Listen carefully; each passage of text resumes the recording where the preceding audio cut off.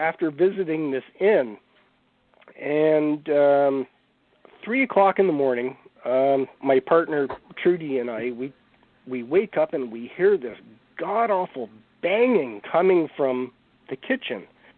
And it was loud enough to wake both of us up. And we're like, what on earth is that? And we got up. Nothing. Couldn't see anything. Couldn't find anything out of the ordinary.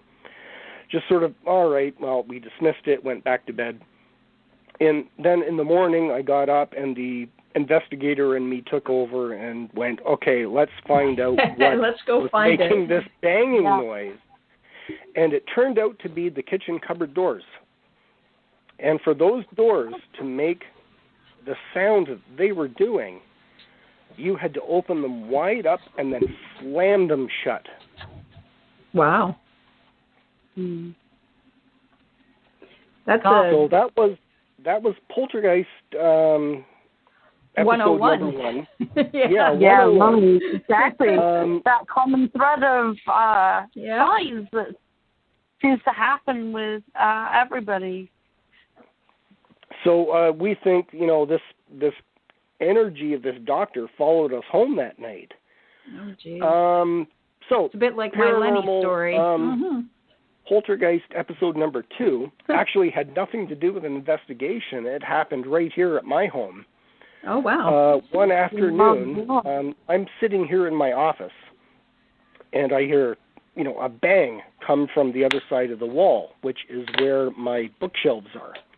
Ah. And I went out, and there is this book thrown off the floor, or off the shelf, onto the floor. Mm-hmm. And now, we typically do not try to investigate our own home. We like our home to be peaceful, but in this case, when you have a book come flying off the shelf, you run for your paranormal equipment, you set it up, and what we did is we determined with communication that the book was thrown off the shelf by one of the 2 ghosts that we actually have here with us at home.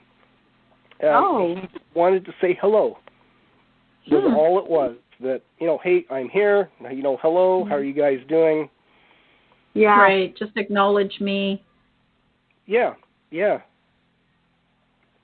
happens, I know. That's sort of what I felt like with Lenny, at times with, times would go by and I hadn't spoken about him or even, done anything, and then suddenly something would happen, right? So I think that there's some that have that ability to be quite aware of your energy and want you to acknowledge their energy.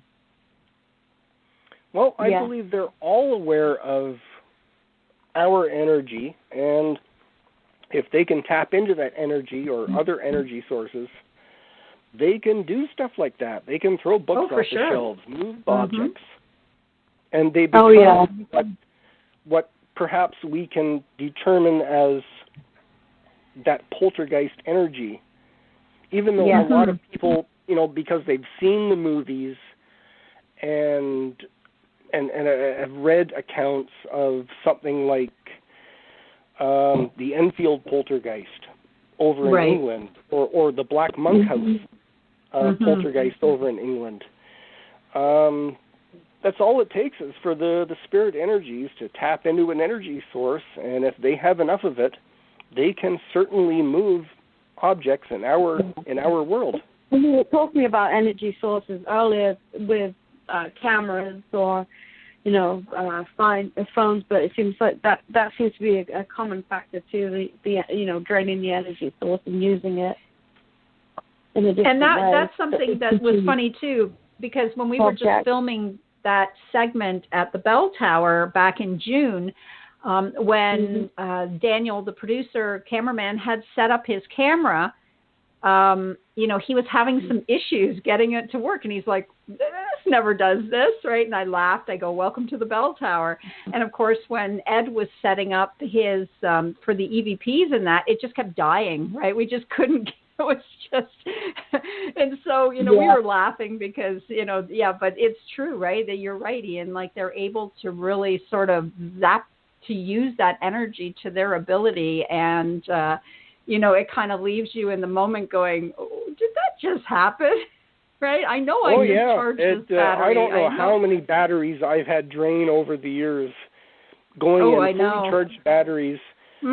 Set up your camera and you turn it on, and 2 minutes later the battery's dead, and it's like if it even lasts 2 minutes in some cases. Yeah.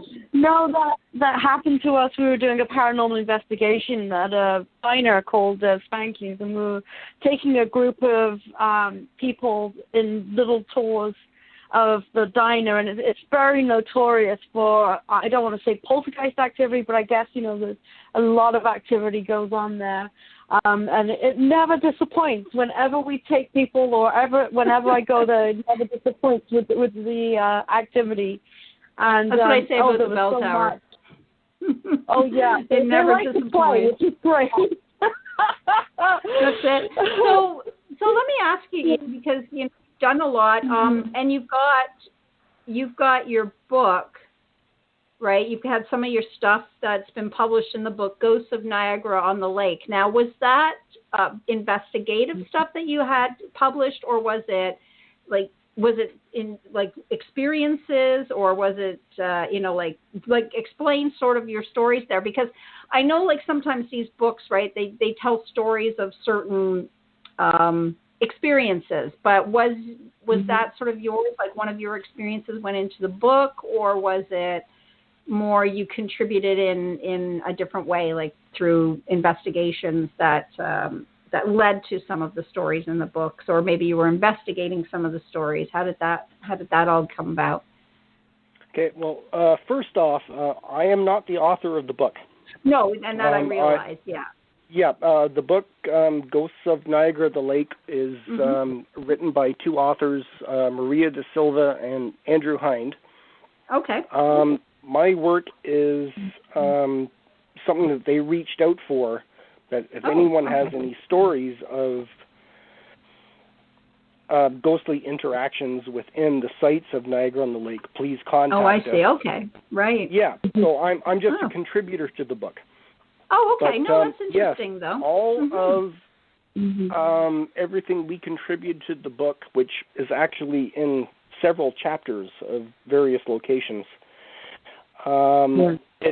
it is specifically related to investigations that we've done at those locations. Ah, okay. So that's interesting then, because that's kind of what I was getting at. Was it sort of like a personal experience, you were somewhere and it happened, but you were actually in there doing investigations, and so this was the investigative side of things that enters into the book in terms of the locations.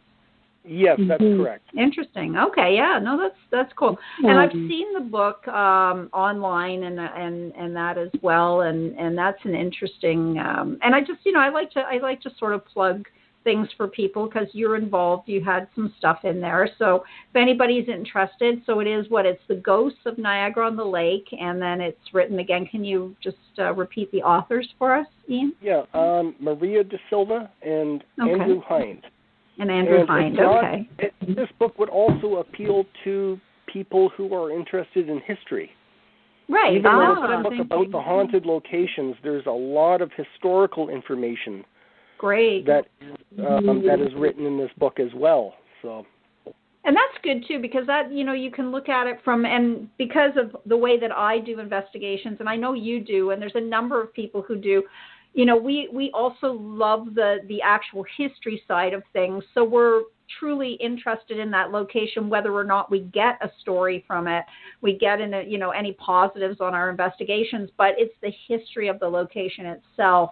And, sometimes what I love is when I go, and I don't know how you are, Ian, but I want to ask you this, but I'm just going to say, when I go to do an investigation, and I know Rachel's like this, I don't want to know anything about the location. So I try to know as little as possible in terms of maybe not the historical location or that, but in the actual stories that surround that location, because I really love to go in and use my own intuition and my own abilities, my own mediumship to get stories. But how do you have any of these like extra, powers? I don't know, that be Rachel and I laugh about them because, for us, it's just kind of